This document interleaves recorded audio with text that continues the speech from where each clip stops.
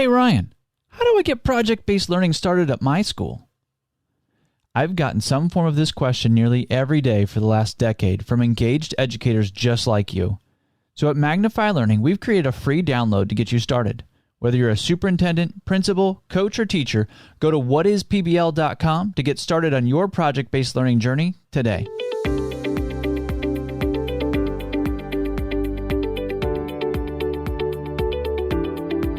Are you ready to bring project-based learning to your school? The PBL Simplified podcast will help equip you for your PBL journey with weekly need-to-knows, engaging interviews, PBL showcases from facilitators in the classroom, and PBL leadership episodes to move you towards a successful implementation of PBL. Because every learner deserves to be a part of an inspiring story, and we see daily that project-based learning helps make this happen. If you want me to answer your PBL need-to-know on the podcast, visit whatispbl.com and click on Ask Ryan to submit your question. Welcome to the PBL Simplified podcast. I'm your host, Ryan Stoyer. This is episode 110. It's the last one of the year, so of course we're going to talk about reflection. We love reflection and project-based learning. Magnify Learning, we push reflection a lot, and a lot of it comes around this John Maxwell quote that I heard years ago, that experience is not the best teacher, evaluated experience is the best teacher. You can go through the school of hard knocks, you can do the wrong thing over and over and over and over again and never learn from it. But if you take the time out to reflect on it, now you can learn from that experience. If you don't take the time to reflect and you're a leader that's just on the hamster wheel of school, one, you're going to burn out, and two, you might not be getting better. And that's not okay. You're working too hard to not be getting better and not getting better results. So we're going to take time out to reflect today. Before we do that, I just want to thank you for listening. And would you share this in the new year with 3 people? Share the PBL Simplified podcast with 3 people. And what happens when you do that, yes, I appreciate it, of course, as we spread the message. But as you share great resources, you become known as a person that shares great resources. So don't hide those resources for yourself. Share those. And I know you're not trying to hide them on purpose, but take the time. It takes a little extra time. Just hit that share button. Send it out to 3 people that you think might benefit. Even if they don't listen, they're still going to see you as a generous person that wants to help them and wants to give out resources. So take the time to do that today. As we look at reflecting on the year, there's 2 different ways I want to do that. One is more of a traditional way, and that's looking back. So looking back on this last year, and you could do the full calendar year or you can just do your semester. I think however you want to do that. It's a little interesting with us here in education in that sometimes our year is broken up and we get this new start in January, but it's second semester, so we're halfway there, right? So you might just look at your school start. And what are some highlights? What are some highlights that you've had here at school? What are some highlights that you've had personally? And just start to write those down. And again, write them down. Maybe you're in the car, or you're walking the dog right now, or you're running, so you can't do it right now. You can think about it now. I'm really going to encourage you to take that deep work time. Take a little bit of time away from family. I know you've got your time off, but time off or doing nothing does not always equal rest. In fact, I would say it does not equal rest. When we just do nothing, you're not resting. We need to have some active rest. I'm not saying that you need to be super busy, but take the time to do some things to build up your tank again. One of those is to have a highlight reel or a gratefulness journal. I do a gratefulness journal. I put 3 bullet points in a gratefulness journal every night, sometimes more, but usually my default is 3 because otherwise, and I do bullet points, because otherwise you think your journal has to be this big flowing thing that your great-grandkids are going to read, and your first entry is wonderful and flowery and filled with adjectives, and then you stop. At least that's my experience. I have many unfilled journals. So the gratitude journal of 3 bullet points really works for me. Sometimes I go through, we're going to do this in a second, and I go through people in my life and just what I'm grateful for. I go through my kids, my wife. What am I grateful for today with them? So what are the highlights from this last year? And I'm going to encourage you to write them down so you have that bank. And then what are the people that are in your life that you're grateful for? Who are they? Is it your assistant principal? Is it a coach? Or there's some teacher leaders that you're just like, wow, this year went better because they were in my life, because they're a part of the team. And write those down. And with the people, I'm going to push you to go one more step and tell them. Right? Send them a note, but also just tell them, like, hey, I was reflecting on the year, and I really appreciated when you stood up in that meeting and really supported this work. I really appreciated that you were one of the first ones to try project-based learning, to try an entry event, to bring in a community partner. That's a big deal. I really appreciate that. I appreciate that you're on the journey with me, right? That you're reading books and you're pushing my thinking. Thank you for giving me feedback. Go tell those people. And it's a great leadership move, right? Because you're building up your people, but it's also really good for you. And you've got to be doing things that are good for you. When you're filling up a gratitude journal, when you're going to purposely tell people the great things that they're doing, you become a person that's grateful. You're doing the things that person that you want to do. And it's kind of a James Clear tactic of, what would a grateful person do right now? I want to be grateful. I want to be gracious. What would a grateful person do? Well, they would send somebody a text that says, hey, I really appreciate you. They'd send a note. They'd talk to them. That's what you would do. And you become that grateful person. You're doing grateful things. And what I found is that it boosts you. It really starts to encourage you. You're surrounded by people that are for you. They're for your vision. They're grateful that you're there. And sometimes we can miss that as high-flying leaders because we're always setting goals like we did at the beginning of the month. And then we're measuring ourselves of if we've met those goals or not. Did we meet that goal? Well, more than likely you didn't because you're a high flyer and you set really great goals.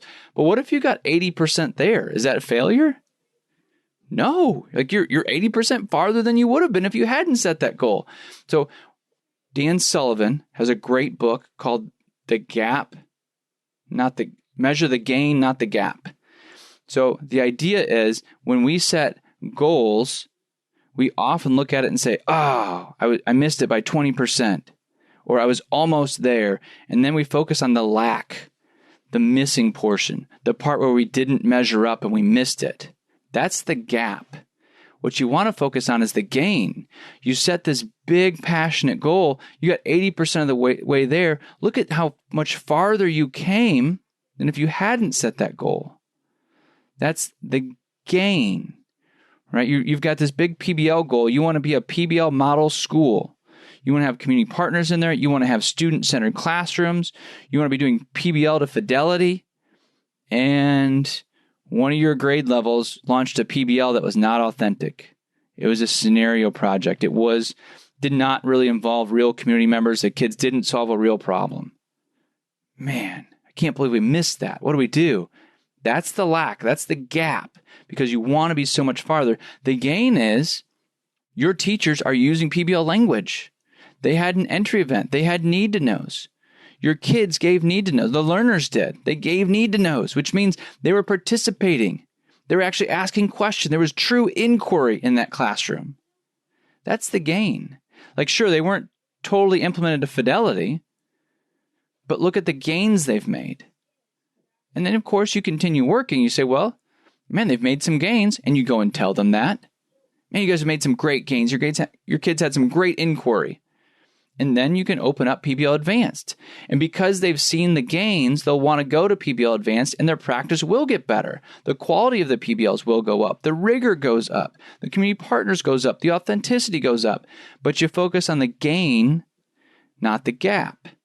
So as you look backwards at your year or this first semester, don't just look at the gap. Don't say, I wish we would have been farther with our literacy program. I wish we would have. Look at the things you did do. How many community partners did come in that didn't come in last year? Right? How many of your teachers are thinking through project-based learning? How many of them are working towards a student-centered classroom?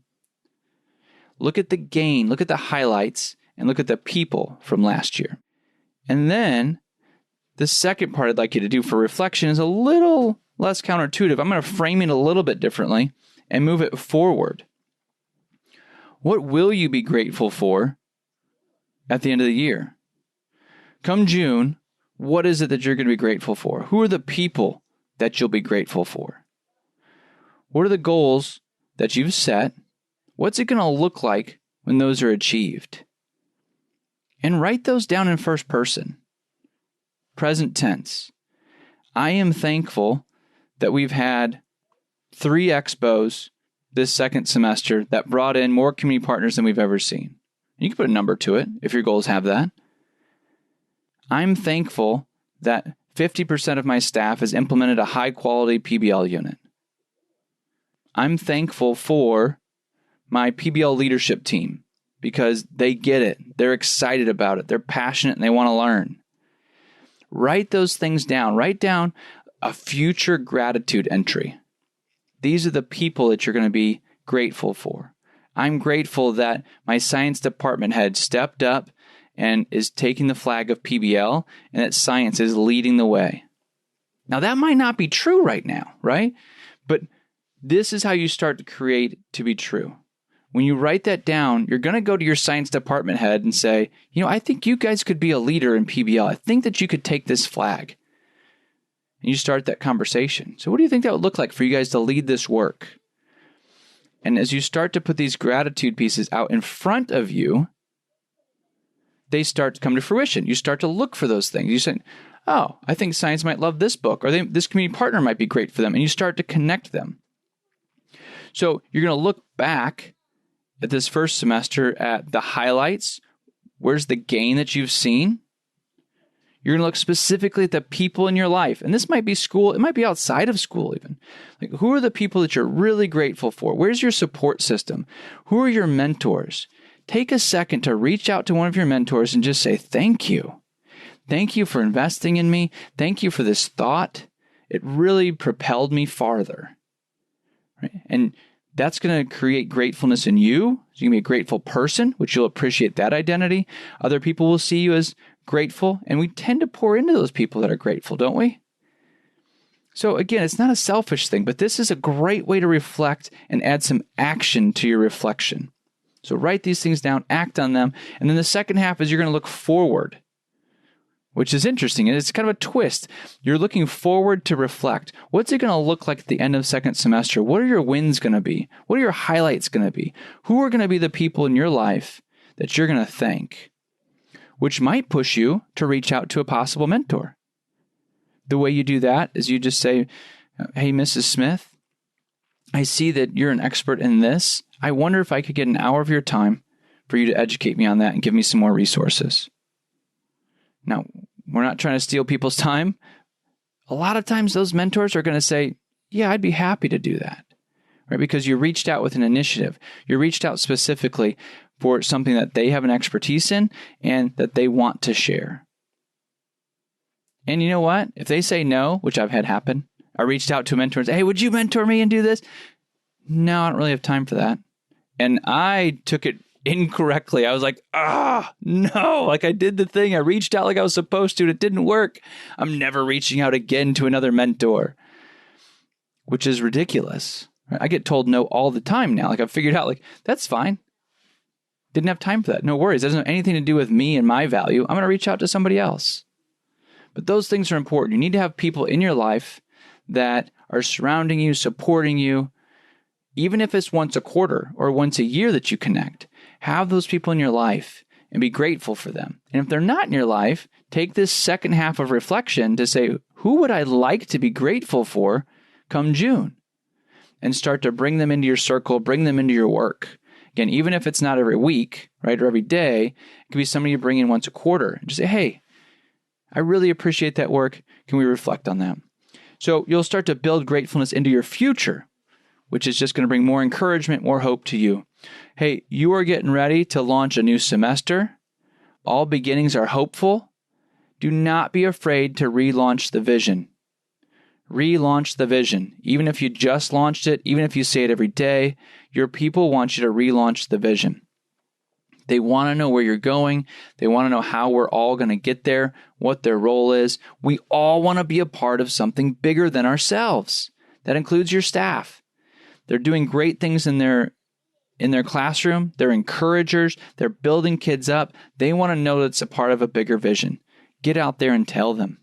Tell them again and again and again. They want to see that vision. You'll be encouraged by it because then you get to stay in your passion area, talk about vision, and then set up those goals, those systems to achieve those goals. All right, I hope you took that time out. Well, you've got to stop now and do that, right? Take the time, set the time, put it on your calendar. 20 minutes for gratitude time, for reflection. It's important. If you don't do it, your people aren't going to do it. So you need to sit down and do it. It's important for you as a leader. And as you do that, you'll engage your learners, tackle boredom, and transform your classrooms.